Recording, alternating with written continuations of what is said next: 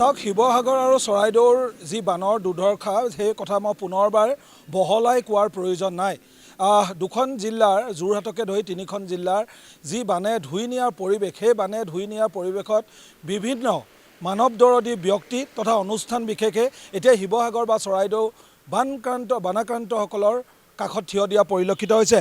মই কেইজনমান বিশেষ ব্যক্তিক মই দেখাবলৈ চেষ্টা কৰিছোঁ। অসম লাইভ 24 দৰ্শকসকল, তেওঁলোক বৃহত্তৰ গুৱাহাটী পথ সংমণ্ডল ঠিকাদাৰ সন্থাৰ বিষয়ববীয়া আৰু তেওঁলোকে বানৰ যি ধৰণৰ আচলতে শিৱসাগৰবাসী চৰাইদেউবাসী ককবকাই থকা যিটো অৱস্থা, যিটো মৰ্মবেদনা, যিবিলাক কৰুণ কাহিনী আচলতে তেওঁলোকে সহিব নোৱাৰিল আৰু যাৰ বাবে আজি শিৱসাগৰত এই বৃহৎ দলটো আহি উপস্থিত হৈছে।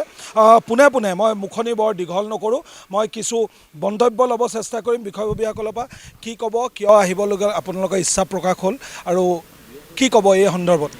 আমি গুৱাহাটী লোক নিৰ্মাণ বিভাগৰ পথৰ কণ্ট্ৰেক্টৰসকলে আজি যি শিৱসাগৰ আৰু চৰাইদেউৰ যি বানপানীৰ ক্ষেত্ৰত হোৱা ভয়াৱহ পৰিস্থিতি সেয়া আমি আজি নিজে প্ৰত্যক্ষ কৰিছোঁ। তাৰ উপলব্ধি আমি সঁচাকৈ আমি মৰ্মাহত হৈছোঁ দেখি পেলাই।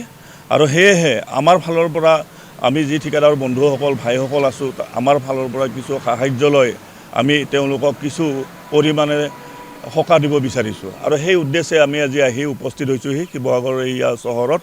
কিন্তু সঁচাকৈ আমি মৰ্মাহত হৈছোঁ তেওঁলোকৰ ঘৰ বাৰী পানীত এই বুৰি থকা অৱস্থা দেখা পায়।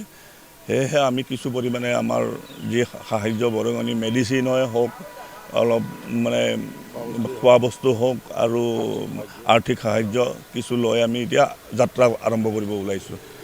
দাদা, আজি ক'ত ক'ত আপোনালোকে সাহাৰ্য বিতৰণ কৰিব? কাৰণ গোটেই শিৱসাগৰখনে বানত বুৰি আছে। এই ক্ষেত্ৰত আপোনালোকে এটা অতিকে প্ৰশংসনীয় পদক্ষেপ গ্ৰহণ কৰিছে, কি ক'ব?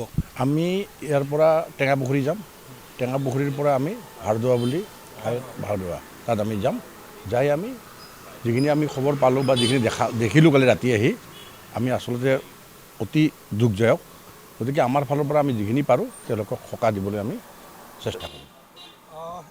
ইতিমধ্যে মই দেখাইছোঁ এইসকল লোক, ইতিমধ্যে মই কওঁ বৃহত্তৰ গুৱাহাটী পথ সংমণ্ডলৰ যিসকল ঠিকাদাৰ সন্থা আছে, যিসকল মানৱদৰদী ব্যক্তি আছে, তেওঁলোকে শিৱসাগৰ চৰাইদেউৰ যি আচলতে পৰিস্থিতি, যি পৰিৱেশ, বিগত এটা পষেক মানুহে ককবকাই দিয়া যি পৰিৱেশ, সেই পৰিৱেশৰ কথা অনুধাৱন কৰি গুহাৰ্থ বুজি পায় মানুহে মানুহৰ বাবে যিটো পংক্তি, সেই কথাখিনি সৰুগত কৰি এতিয়া শিৱসাগৰত আহি উপস্থিত হৈছে।